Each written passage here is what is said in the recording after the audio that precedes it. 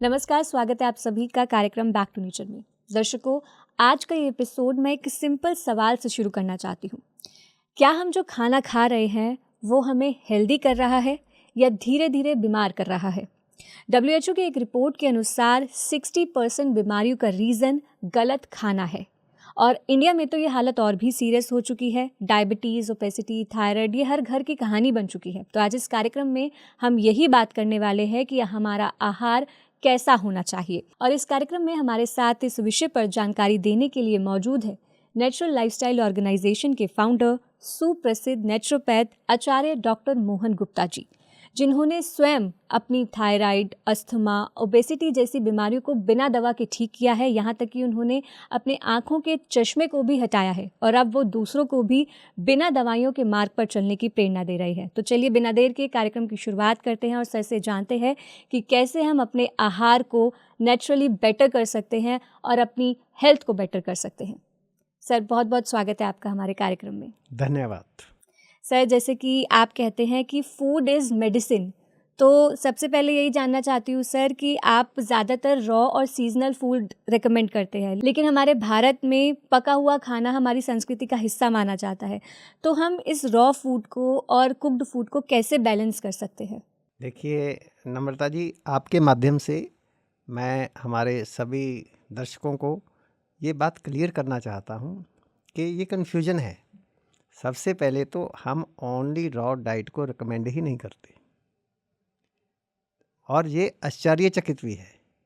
हमारे शरीर के लिए रॉ डाइट अच्छी है comparison to cooked diet. Cooked diet के अंदर विटामिन मिनरल्स बहुत सारे नष्ट हो जाते हैं, और रॉ में हमें एज इट इज़ मिलते हैं, नेचर के बिल्कुल करीब है। और रॉ डाइट तो अच्छी है, लेकिन फिर भी हम केवल रॉ डाइट बिल्कुल भी रिकमेंड नहीं करते। क्यों? इसका क्या नुकसान है? आइए इसको पहले अच्छे से समझते हैं। तो सबसे पहले मैं आप सबको ये क्लियर करना चाहता हूँ कि आप सीधे सीधे किसी की बात ना मानें। कोई आपको कहेगा केवल रॉ खाओ, कोई कहेगा केवल कुक्ड खाओ। तो किसी की भी बात को मानने से पहले 5 पैरामीटर्स हैं, उसके ऊपर देख लीजिए कि वो बात खरी उतरती है या नहीं। पहला पैरामीटर है कि वो बात किसी शास्त्र में लिखी होनी चाहिए, कहाँ से आई बात। दूसरा, वो किसी गुरु के द्वारा या विद्वान के द्वारा बोली हुई होनी चाहिए, क्योंकि शास्त्रों के अंदर बहुत सारी बातें ऐसी हैं जो कि मानी नहीं जा सकती, हम उसको फॉलो नहीं कर सकते। शास्त्रों में बहुत कुछ ऐसा है। तो तीसरी बात है, युक्ति संगत होनी चाहिए। अब शास्त्रों में तो लिखा मिल जाएगा कि बिना वस्त्र के ही रहो। यदि हम नंगे रहेंगे तो वो नेचुरल है, और उससे विटामिन डी भी मिलेगा, धूप भी लगेगी, सारे काम बढ़िया होंगे। लेकिन ये युक्ति संगत नहीं है, प्रैक्टिकल पॉसिबल नहीं है। वो प्रैक्टिकल पॉसिबल होनी चाहिए। चौथी बात, वो बात साइंटिफिक होनी चाहिए। पांचवी बात, वो जब आप अपने शरीर के ऊपर एक्सपीरियंस करें, उसके रिजल्ट बढ़िया होने चाहिए। अगर ये 5 चीज़ें आपको मिल रही हैं तो किसी की बात को मान लो, अगर नहीं मिल रही हैं तो छोड़ दो। अब रॉ फूड पे रहो। ये बातें सब कुछ बाकी सही है, लेकिन ये बात प्रैक्टिकल नहीं है, युक्ति संगत नहीं है। अब मैं आपको रॉ पे रख देता हूँ। आप केवल फ्रूट्स एंड वेजिटेबल्स खाइए, आपकी बीमारियाँ फटाफट ठीक होनी शुरू हो जाएंगी। 2-3 महीने बाद हमारे डीएनए में क्या घुसा हुआ है? रोटी। किसी बंदे को पूछो, भाई कहाँ जा रहा है? रोटी का जुगाड़ कर रहा हूँ। जबकि उसके घर में पैसे इतने हैं कि रोटी 3 पुश्तों तक भी ख़त्म नहीं होगी। तो लेकिन हम हर बात के अंदर रोटी शब्द को यूज़ करते हैं। अगर हमें 2-3 महीने तक लगातार रोटी ना मिले, खाने को पका हुआ खाना ना मिले, तो उसके बाद हमारा सारे परहेज टूट जाएंगे। हम वापस पका हुआ खाना खाना शुरू करना चाहेंगे, थोड़ा बहुत खाना चाहेंगे। फिर जब आप थोड़ा बहुत भी खाएंगे वो डाइजेस्ट नहीं होगा, क्योंकि आपके शरीर को कच्चा खाना इतना पसंद है, वो पक्के खाने को पचाना ही भूल जाएगा। तो इसलिए हम ये कहते हैं कि law of vital economy and non violence, हम अपने शरीर के साथ वायलेंस ना करें, अपने मन के साथ भी वायलेंस ना करें। यदि आप कच्चे कच्चे पे रहेंगे, 3 महीने बाद आप मेंटली अपसेट हो जाएंगे, आप टेंशन में चले जाएंगे। आपको गुस्सा आना शुरू हो जाएगा, क्योंकि आपका दिल करेगा लोगों को देख देख के रोटी खाने को, कुक्ड खाना खाने को। तो इसलिए हम कहते हैं इसका बैलेंस बनाएं। अगर आप केवल रॉ पे रहेंगे चलेगा नहीं। तो अब आपका सवाल है कि फिर इसका बैलेंस कैसे बनाएं। बैलेंस इसका ये है कि जो भी लोग अपनी बीमारियों को ठीक करना चाहते हैं, अनहेल्दी हैं, मेहनत मजदूरी नहीं करते हैं, कोई एक्सरसाइज नहीं करते हैं, तो उन लोगों को दिन में एक बार कुक्ड खाना खाना चाहिए, एक बार कच्चे सलाद, प्लेट भर पेट भर अच्छे से खाने चाहिए, मौसम के फल होने चाहिए, उसके अंदर कच्चे नारियल की गिरी कद्दूकस करके मिला लें ताकि उसका टेस्ट बन जाए, और एक बार फ्रूट खा लें, और अपने दिन की शुरुआत कोई भी डिटॉक्स जूस जैसे कि नारियल पानी या किसी भी कच्ची सब्जी के रस से कर लें। तो ये है आदर्श डाइट, जो कि आम लोग, कंप्यूटर पे काम करने वाले लोगों के लिए, कागज़ पेन से काम करने वाले लोगों के लिए, आजकल के सेडेंट्री लाइफस्टाइल वाले लोगों के लिए ये हेल्दी डाइट है। अगर आप ऐसे व्यक्ति हैं कि आपकी एज भी 50 साल से नीचे है और आप मेहनत मजदूरी का काम भी करते हैं, आपको कोई बीमारी भी नहीं है, आप हेल्दी हैं, तो आप दिन में 2 बार पका हुआ खाना खा लीजिए, लेकिन फ्रूट्स एंड वेजिटेबल को छोड़ नहीं सकते। यदि आप दिन में 3-3 बार आप कुक्ड खाना खाएंगे तो फ्रूट्स एंड वेजिटेबल जो सैलेड वगैरह खाने के लिए कोई टाइम ही नहीं बचेगा, कोई भूख ही नहीं बचेगी, कोई जगह ही नहीं बचेगी, और बॉडी का बैलेंस ख़राब हो जाएगा, हेल्दी व्यक्ति भी अनहेल्दी हो जाएंगे। This is. जी सर, आपने बताया कि कैसे हमें रॉ और कुक्ड फूड को बैलेंस करना है। सर, यहाँ मैं आपसे पूछना चाहती हूँ कि जैसे लाइफस्टाइल डिसीजेस बढ़ने का सबसे बड़ा रीज़न डाइट होता है, तो हमें अपनी डेली लाइफस्टाइल में खाने पीने की चीज़ें, मतलब अपनी डाइट में से कौन सी ऐसी 3 चीज़ें बिल्कुल रिमूव कर देनी चाहिए? क्या बात है! अगर ये हो जाए नम्रता जी, बहुत भला हो जाएगा लोगों का। तो पहला काम क्या करना है, सबसे नुकसानदायक जो पदार्थ है हमारी डाइट में वो है नॉन वेज, मीट, अंडा, मांस। हर व्यक्ति अपना अपना भोजन लेने के लिए स्वतंत्र है। हम किसी की स्वतंत्रता में, पर्सनल लाइफ में कोई एंटर नहीं कर रहे। आप अपनी मर्जी से लें, लेकिन हमारा जो एक्सपीरियंस है हम वो बोल रहे हैं। हमारे हिसाब से, हमारे ग्रंथों के हिसाब से, जो नॉन वेज, मीट, अंडा, मांस है, ये हमारी भोजन की श्रेणी में ही नहीं आता। कैसे नहीं आता? आप एक प्रैक्टिकल कर सकते हैं। यदि हम केवल नॉन वेज ही खाएं और शाकाहार खाना बिल्कुल ना खाएं, ब्रेकफास्ट में, लंच में, डिनर में ड्रिंक भी मिलेगा तो आपको नॉन वेज का सूप ही पीना पड़ेगा। तो कोई भी चीज़ आप शाकाहारी ना खाएं, तो फिर हमें बीमार होने में कितना समय लगेगा? मेरे को तो नहीं लगता, 2-4 दिन में ही बंदा बीमार हो जाएगा, हफ्ते में बीमार हो जाएगा। और यदि हम शाकाहारी खाएं, नॉन वेज बिल्कुल ना खाएं, तो हम सारी उम्र बड़े आराम से जी सकते हैं। इससे जो साइंटिफिकली प्रूव होता है कि नॉन वेज हमारा भोजन ही नहीं है, मीट, अंडा, मांस। तो सबसे पहला पदार्थ इसको छोड़ें। यदि हम बीमारियों को ठीक करना चाहते हैं, नेचुरोपैथी में मेरा 25 साल का एक्सपीरियंस है, लाखों लोगों के साथ काम कर चुका हूँ। तो मैंने ये देखा है कि जो लोग नॉन वेज खाते हैं या स्टीरॉयड्स का इस्तेमाल दवाइयों के रूप में करते हैं, उन लोगों को नेचुरोपैथी में ठीक होने के लिए भी ज़्यादा मेहनत लगती है, ज़्यादा समय लगता है, और बाकी लोगों को आसानी से ठीक किया जा सकता है। तो पहला नॉन वेज, मीट, अंडा, मांस। दूसरा अल्कोहल, शराब। तीसरा टबैको, स्मोकिंग। आजकल हुक्का एक नई प्रॉब्लम आ गई है, तो टबैको का यूज हमें बिल्कुल नहीं करना चाहिए। तो अब अल्कोहल और स्मोकिंग, जो भी चीज़ हमारी बॉडी के अंदर एडिक्शन करती है, वो नर्वस सिस्टम को वीक करती है। जो भी खाने वाला पदार्थ की हमें आदत पड़ती है, हमें एडिक्शन करता है, वो हमारी भूख को मारता है और डाइजेशन को ख़राब करता है। तो इसलिए ये 3 चीज़ें मोस्ट हार्मफुल हैं, इनको तो आज से ही छोड़ देना चाहिए।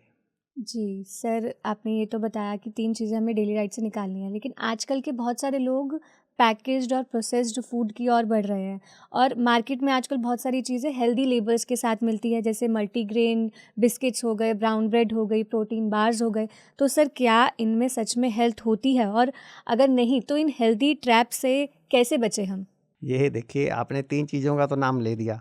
आपने मल्टीग्रेन बिस्किट, प्रोटीन बार्स और ब्राउन ब्रेड, 3 चीज़ें तो आपने बोल दी। कितनी और ऐसी चीज़ें हैं, किस किस के बारे में मैं क्या क्या बताऊंगा। तो अनहेल्दी फूड तो रोज़ एक नया मार्केट में आ जाता है। बिजनेसमैन को तो बिजनेस चाहिए, वो तो नए नए प्रोडक्ट लेकर ही आएगा। तो मैं आपको थंब रूल दे देता हूँ, आपकी प्रॉब्लम सॉल्व हो जाएगी। सबसे पहले जब हम किसी भी पदार्थ को खाएं, हमें इस बात का ध्यान रखें कि डिब्बा बंद, पैकेट बंद, बॉटल बंद, जो भी इंडस्ट्रियल फूड है वो नहीं खाना। अब इसके लिए थंब रूल क्या है? थंब रूल ये है, मानव का भोजन पौधों से आना चाहिए उसी रूप में जिस रूप में पौधे हमें देते हैं। वो किसी कारखाने से या किसी पशु के शरीर से नहीं आना चाहिए। अब आप इसके ऊपर थंब रूल लगा लीजिए। सबसे पहले आप पे कहा गया जी मल्टीग्रेन बिस्किट। जो मल्टीग्रेन बिस्किट है इसके अंदर जनरली मैदा होता है, तो मैदा हमारे लिए अच्छा नहीं है। इसके अंदर चीनी होती है, शुगर, वो हमारी हड्डियों के लिए बहुत ही नुकसानदायक है। इसके अंदर प्रिजर्वेटिव्स होते हैं, तो केमिकल खाने के लिए हमारा शरीर बना नहीं। तो ये पैकेट बंद है, तो इसको नहीं इस्तेमाल करना है। फिर उसके बाद आती है आपकी ब्राउन ब्रेड। वर्षों पहले इंग्लैंड में, अमेरिका में अंग्रेज लोग सफ़ेद ब्रेड खा खा के बीमार पड़ने लग गए। तो वहाँ के किसी बड़े डॉक्टर ने बोला, the whiter the bread sooner you are dead. और अंग्रेज लोग सफ़ेद ब्रेड छोड़ के ब्राउन ब्रेड खाने लग गए, और हम भी उनकी नकल करके ब्राउन ब्रेड खाने लग गए। लेकिन हमारा ब्राउन ब्रेड तो वो भी सफ़ेद ही है, उसको ब्राउन कलर दे रखा है। अगर आप उसमें उसका गहराई से देखेंगे तो वो भी मैदा है। और बाकी जितने भी हम मैदे वाले पदार्थ और खा रहे हैं वो तो आप सब जानते ही हैं। हम पूरी खाते हैं, हम कचौरी खाते हैं, समोसा खाते हैं, तो नमक पारा, शक्कर पारा खाते हैं। सब चीज़ें हमारी ज़्यादातर मैदे की बनी हुई हैं। तो ब्राउन ब्रेड के अंदर सोडियम होता है, नमक की मात्रा ज़्यादा होती है। तो ये बहुत सारी चीज़ों को देखते हुए हमें ब्राउन ब्रेड नहीं खाना चाहिए। और तीसरा अपने प्रोटीन बार्स। प्रोटीन बार के अंदर सिंथेटिक प्रोटीन जो होते हैं, उनके अंदर आर्टिफिशियल कलर होते हैं, उनके अंदर ट्रांस फैट होती है। तो थंब रूल पकड़ लो जो मैंने आपको दिया है। तो आपको सबसे एक मेन बात बता दूं, आपके सारी उम्र काम आएगी, कि आप एडवर्टाइजमेंट से बचें। हमारी लाइफ, हमारी डाइट, हमारी थाली में क्या आ रहा है जिसकी ऐड हम देख रहे हैं। और आप याद रखिए, किसी भी हेल्दी फूड की ऐड नहीं आएगी, जो भी ऐड आएगी वो अनहेल्दी फूड की आएगी। नारियल पानी, पेठे का जूस, गाजर मूली शलगम, कच्ची सब्जियां, पके फ्रूट, फलों की कौन ऐड करेगा, किसको पैसा मिलेगा? मैं जहाँ से बोल रहा हूँ सफ़ेद पेठे का रस पियो, नारियल पानी पियो, मेरे पास खरीदने तो नहीं आएंगे आप। तो अगर मैं कोई ऐड करूँगा, अपने कोई मल्टीग्रेन बिस्किट बना लूँगा, तो आप सोचेंगे ठीक है जी, इन्होंने बोला है, बहुत अनुभवी है, इन्होंने अपनी इतनी बीमारियां ठीक कर ली, ये बिस्किट खा के हम भी ठीक हो जाएंगे। तो बिस्किट जब आप खाएंगे तो फिर वापस ख़रीदने के लिए मेरे पास ही आएंगे, हर महीने बाद, हर 15 दिन बाद मेरे से बार बार मंगाएंगे। तो इसलिए आप बिजनेसमैन के चक्कर में मत पड़े। आपका शरीर किसी की फैक्ट्री चलाने के लिए नहीं बना है। जी सर, आज के समय में सभी लोग कंज्यूम करते हैं सारे package food, processed food, junk food, हर उल्टी चीज़ खाते हैं और फिर एक दिन की फास्टिंग कर लेते हैं, जिसे हम डिटॉक्सिफिकेशन के रूप में भी जानते हैं, जिसको बहुत ट्रेंडिंग बना दिया है आज के समय में। तो सर, इतना अनहेल्दी खा रहे हैं और एक दिन की अगर हम डिटॉक्सिफिकेशन कर रहे हैं, फास्टिंग कर रहे हैं, तो क्या ये हेल्पफुल होगा? देखिए, ये अच्छा नहीं है। हम 4 कदम पीछे चलें और 1 कदम आगे चलें तो 3 कदम तो पीछे ही रह गए। फिर भी जाएंगे तो डे बाई डे हमारी हेल्थ तो डिटीरियोरेट होएगी ही। तो हमें देखना है कि हमने बॉडी को डिटॉक्स कैसे करना है। तो इसमें भी मार्केटिंग वाली बात हो गई है। तो ज़्यादातर कहा जाता है किसी भी नेचुरोपैथी में कि आइए हमारे पास, साल में 2 बार आ जाइए। जैसे गाड़ी को वर्कशॉप में सर्विस कराते हैं, ऐसे अपने शरीर की सर्विस करा के ले जाइए। तो हमारा शरीर जब डिटॉक्स होता है तो नेचुरली फैसला लेता है कि उसको कब डिटॉक्सिफिकेशन की ज़रूरत है। जब हमारे शरीर के अंदर एक्यूमुलेशन ऑफ टॉक्सिन्स ज़्यादा हो जाता है, विजातीय द्रव्य माल ज़्यादा हो जाता है, तो अनहाइजीनिक हो जाता है शरीर अंदर अंदर से। तो शरीर अपने आप फैसला लेता है कि अब मैं शरीर की सफाई करूं और गंदगी को बाहर निकालूं। गंदगी को बाहर निकालने के लिए हमें एक्यूट डिजीज आती हैं, जिसको हम तीव्र रोग बोलते हैं। नज़ला, जुकाम, उल्टी, दस्त, बुखार, फोड़ा, फुंसी, पेट का दर्द, ये ऐसी बीमारियां हैं जिनके द्वारा शरीर में से गंदगी बाहर निकलती है। बाकी जो बीमारियां हैं, जो ज़्यादातर लोग दवाइयां खा रहे हैं, high blood pressure, diabetes, asthma, thyroid, uric acid, तो एक बीमारियों में कोई शरीर की सफाई नहीं होती।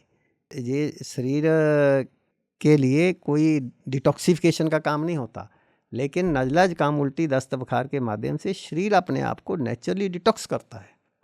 तो हम क्या करते हैं, हम रात को शादी ब्याह में जाते हैं, जितने तरह के भी व्यंजन लगे होते हैं चक चक के देखते रहते हैं, सोचते हैं लिफाफे की पूरी कीमत वसूल कर लें, और सुबह हमें लूज मोशन लग जाते हैं। फिर डॉक्टर के पास बोलते हैं, डॉक्टर साहब रात पार्टी में चले गए, बद परहेजी हो गई, पेट खराब हो गया, लूज मोशन लग गया, और लूज मोशन बंद करने की दवाई दो, अर्थात गंदगी को अंदर रोकने की दवाई दो। तो अब क्या करना है, जब जब शरीर में से गंदगी बाहर निकल रही हो, उस समय फास्टिंग करनी है, उस टाइम खाना बंद करना है। जितने भी गाय, भैंस, कुत्ता, बिल्ली हैं, उनको देखो, बुखार होने के बाद, लूज मोशन लगने के बाद, बीमार होने के बाद वो अपना खाना बंद कर देते हैं। यदि हम अपने खाने को छोड़ देते हैं तो आप देखेंगे 1, 2, 3 दिन के अंदर अंदर हमारा नज़ला, जुकाम बिना दवाई के ठीक हो जाता है। तो उस टाइम हम कुछ नेचुरल पदार्थ, जैसे हम हॉस्पिटल में जाते हैं, हमारे ग्लूकोज लगा देते हैं। अब हमारे पास नेचुरल ग्लूकोज है, नारियल पानी, ऐशगार्ड जूस, सफ़ेद पेठे का रस, कच्ची सब्जियों के रस, वेजिटेबल स्टॉक। तो आप वो नेचुरल चीज़ें लें और बॉडी को डिटॉक्स करें। तो इस तरीके से तो हम नम्रता जी नेचुरली डिटॉक्स करेंगे बॉडी को, जब हमारी बॉडी डिमांड करेगी कि अब इसको डिटॉक्स करना है।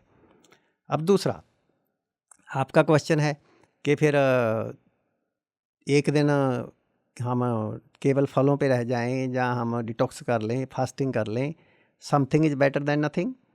कुछ नहीं करते तो यही करो, लेकिन करना क्या है, साइंटिफिकली करो, जो भी करना है करो।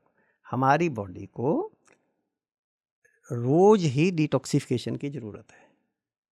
हम क्यों इंतज़ार करेंगे कि मेरे को जुकाम होगा तब मैं अपनी बॉडी को डिटॉक्स करूँगा? तो क्या आप अपने घर की रोज़ सफाई नहीं करते? जब आप अपने घर की रोज़ सफाई करते हैं तो फिर शरीर की तो रोज़ सफाई होनी चाहिए। तो शरीर की आपने दांत साफ़ कर लिए, मुंह साफ़ कर लिया, कुल्ला कर लिया, नहा भी लए, लेकिन अंदर से शरीर को कब नहाओगे? बाहर से नहलाने से ज़्यादा फ़ायदा होगा या अंदर से नहलाने से फ़ायदा होगा? जैसे हम रोज़ नहाते हैं, ऐसे बॉडी को अंदर से भी नहलाना है। लेकिन सर थोड़ा सा और जानना चाहूँगी कि डेली डाइट में हमें और क्या-क्या शामिल करना चाहिए हेल्दी रहने के लिए? तो डेली डाइट के अंदर अभी मैंने शॉर्ट में बताया है, इसको और मैं खोलूँगा तो और कुछ निकलेगा। तो आपने बताया ये और क्या शामिल कर सकते हैं? मैंने बोला कि आप सुबह 10 बजे के आसपास फ्रेश फ्रूट खाइए। फ्रेश फ्रूट के साथ आप ओवरनाइट सोक्ड अंजीर खा सकते हैं। 1-2 अंजीर ले सकते हैं। आप 1-2 खजूर ले सकते हैं। और जब आप सैलेड लेंगे 12 बजे के आसपास, उसमें नट्स मिला लीजिए। एक व्यक्ति के लिए अगर वो तंदुरुस्त है, डाइजेशन अच्छा है, 5 बादाम, 1 अखरोट और 1 चम्मच सफ़ेद तिल और 1 चम्मच मगज़, खरबूजे के बीज, खीरे के बीज, तरबूज के बीज, पेठे के बीज, तो ये मिला लीजिए। तो ये सारी चीज़ें आप रात को भिगो के और सुबह उसको सैलेड के साथ मिला के खाइए। तो ये बहुत न्यूट्रिशनल होगा और आपके शरीर को पूरा बेनिफिट देगा। और जो आपकी सब्जियां हैं, सब्जी के अंदर आप टिंडा, तोरी, घिया गर्मियों में, और सर्दियों में सर्दियों वाली सब्जियां जब भी बनाएंगे, उसमें जो भी मौसम की बीन्स आ रही हैं, फलियां आ रही हैं, वो एक व्यक्ति के लिए 50 ग्राम के हिसाब से डालिए, तो प्रोटीन भी मिल जाएगा आपकी बॉडी को। इस तरीके से आप कुछ और ऐड कर सकते हैं। जी। सर थोड़ा सा हम आपके बारे में भी जानना चाहते हैं, जैसे कि आपको भी अस्थमा, थायराइड और मोटापे जैसी समस्या का सामना करना पड़ा था, तो आपकी लाइफ में वो टर्निंग पॉइंट क्या था सर, जब आपने दवा नहीं, आपने अपनी लाइफस्टाइल को चेंज करने का ऑप्शन चुना? तो सर और उसमें आपको कोई चैलेंज आया तो आप प्लीज़ वो भी हमारे साथ शेयर कीजिए। देखिए नम्रता जी, आपका ये जो क्वेश्चन है ना, इसने तो मेरे दिल को छू लिया है। वो मेरी पीछे की सब यादें ताज़ा करा दी हैं एकदम से। तो मैं अगर अपनी लाइफ आपके साथ शेयर करूं, तो 18 साल की एज में मेरे को अस्थमा हो गया। तो 38 साल तक, 20 साल तक मैं अस्थमे का रोगी रहा।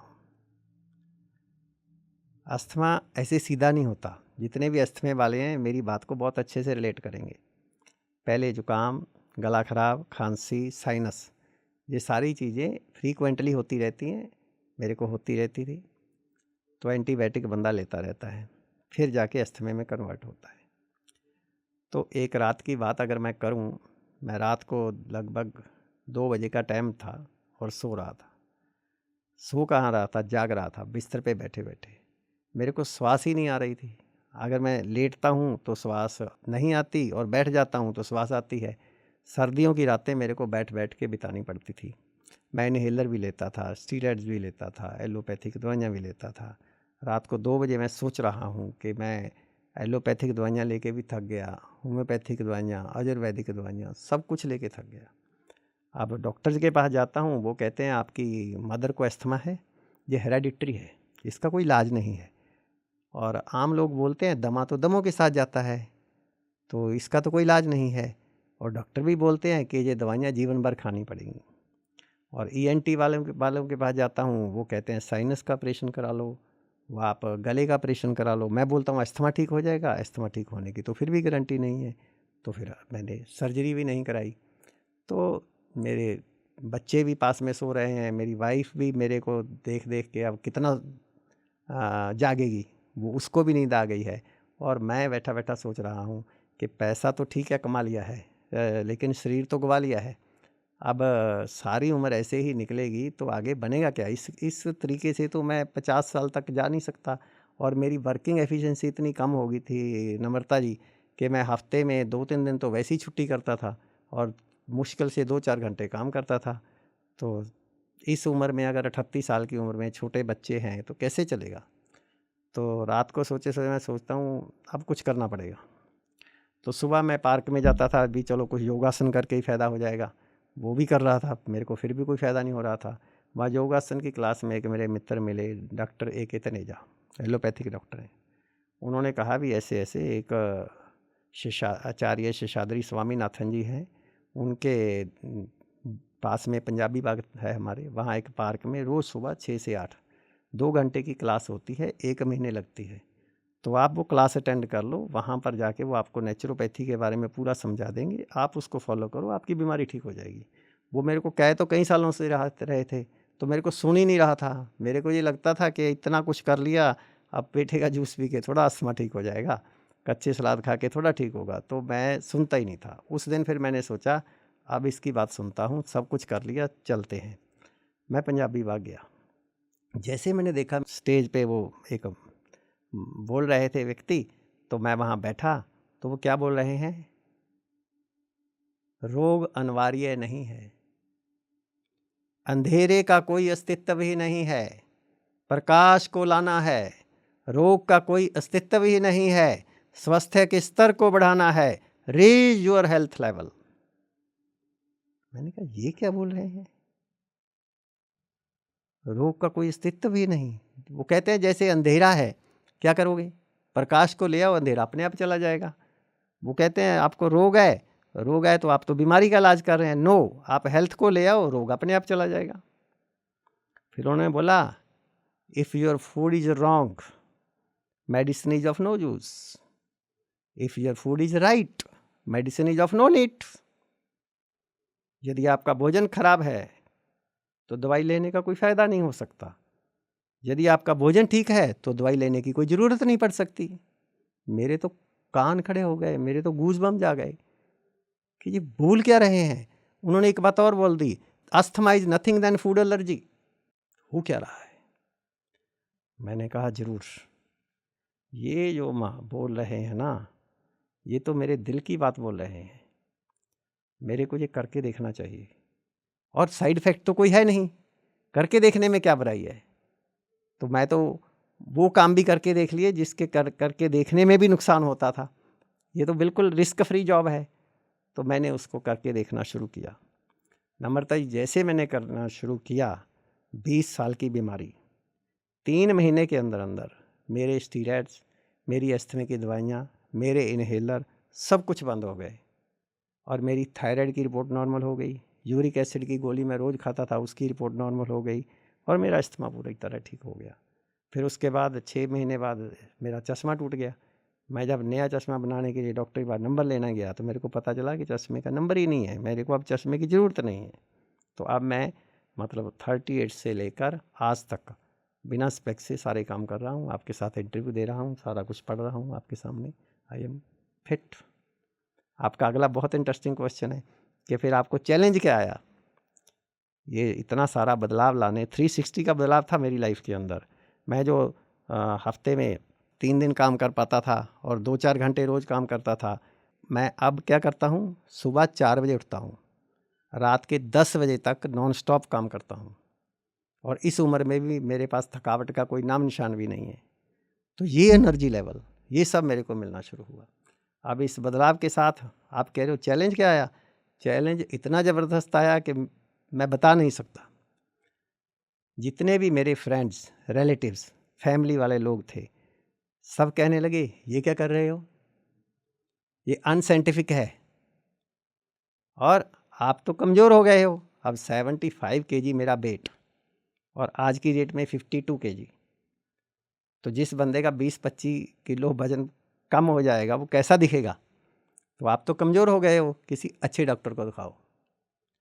तो लोगों ने मेरा जीना हराम कर दिया और मेरे को पकड़ पकड़ के, वो तो मेरे वेल विशर थे, मेरे फ़ायदे के लिए कहना चाह रहे थे, लेके जाना चाह रहे थे, किसी डॉक्टर के पास लेकर चलते हैं, आप गलत रास्ते पे चल रहे हो। लेकिन मैं उनकी सुनूं या शरीर की सुनूं? मेरा शरीर कह रहा है कि मैं देखने में भले कमज़ोर सा लगता हूं लोगों को, मेरा एनर्जी लेवल बढ़ गया, मेरी दवाइयाँ बंद हो गई, मेरी रिपोर्ट नॉर्मल हो गई, मेरा मेंटल स्टेटस अच्छा हो गया।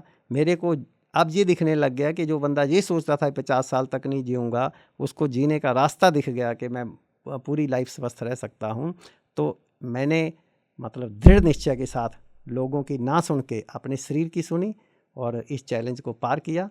और सबसे बड़ा रोग क्या कहेंगे लोग, तो उस बात से मैं बाहर निकला लुकिंग गुड फैक्टर से। तो इस जर्नी में बहुत एंजॉय किया। जी सर, बहुत ही इंस्पायरिंग आपकी जर्नी रही है। यानी कि जैसे आपने बोला कि सबसे बड़ा रोग क्या कहेंगे लोग, लोगों की नहीं सुननी, अपनी शरीर की हमें सुननी है। यस। हमारी बॉडी हमें सिग्नल्स देती है जिसे हम इग्नोर करते हैं। जी, तो सर आपने इस कार्यक्रम के माध्यम से बहुत सारे दर्शकों को, जो अपनी इंस्पायरिंग स्टोरी के माध्यम से बहुत सारे दर्शकों को एक इन्फॉर्मेशन दी है कि आपको अपनी डाइट को चेंज करना है, अपनी लाइफ़स्टाइल को चेंज करना है। और आपने जैसे अपनी 20 साल पुरानी बीमारी को हील किया है, तो जितने भी लोग अभी इतनी ही ज़्यादा सालों से झेल रहे हैं बीमारियाँ, 20 साल हो, 30 साल हो, वो सारी बीमारियाँ सिर्फ़ और सिर्फ लाइफ़स्टाइल चेंज करने से रिवर्स हो सकती हैं। तो सर बहुत बहुत धन्यवाद, आप कार्यक्रम में आए और आपने इतनी सारी इन्फॉर्मेशन हमारे साथ शेयर की। यस। चलते चलते एक मैसेज तो मैं ज़रूर देता हूँ।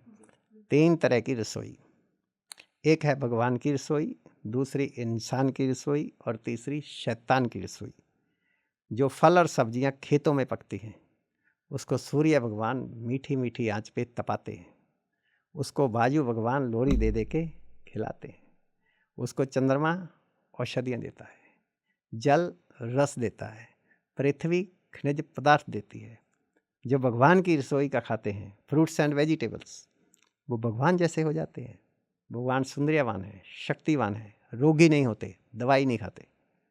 दूसरी है इंसान की रसोई, जो इंसान की रसोई को तल के भून के बिगाड़ के ना खाए। घी की सब्जी के अंदर घी का स्वाद आए, सब्जियों के सूप के अंदर सब्जियों का स्वाद आए, मसालों का नहीं, वो भी स्वस्थ रह सकते हैं। तीसरी है शैतान की रसोई, डिब्बा बंद, बॉटल बंद, पैकेट बंद, शैतान की रसोई का खाना है। Industrial food. भगवान की रसोई का खाओगे तो भगवान हो जाओगे, इंसान की रसोई का खाओगे तो इंसान हो जाओगे, शैतान की रसोई का खाओगे तो फैसला आपके हाथ, आपका स्वास्थ्य है आपके हाथ। जय माँ प्रकृति। Thank you so much sir. तो दर्शकों, आज के इस कार्यक्रम में हमने जाना कि कैसे हम अपनी लाइफस्टाइल को चेंज करके, अपनी डाइट को चेंज करके अपनी हेल्थ को बेटर कर सकते हैं। यानी हर लाइफस्टाइल डिसीज़ का इलाज लाइफस्टाइल में ही छिपा है। फूड ही मेडिसिन है, प्रकृति ही असली डॉक्टर है। प्रकृति के करीब होएं, अपने आहार में चेंज करें और अपनी हेल्थ को बेटर करें। आज के लिए बस इतना ही। यदि आप ये कार्यक्रम टीवी पे देख रहे हैं तो हमें यूट्यूब पे सब्सक्राइब करना बिल्कुल ना भूलें, और यदि यूट्यूब पे देख रहे हैं तो हमारे PMC ऐप को भी इंस्टॉल करें। Thank you so much. PMC Hindi बदले जीवन।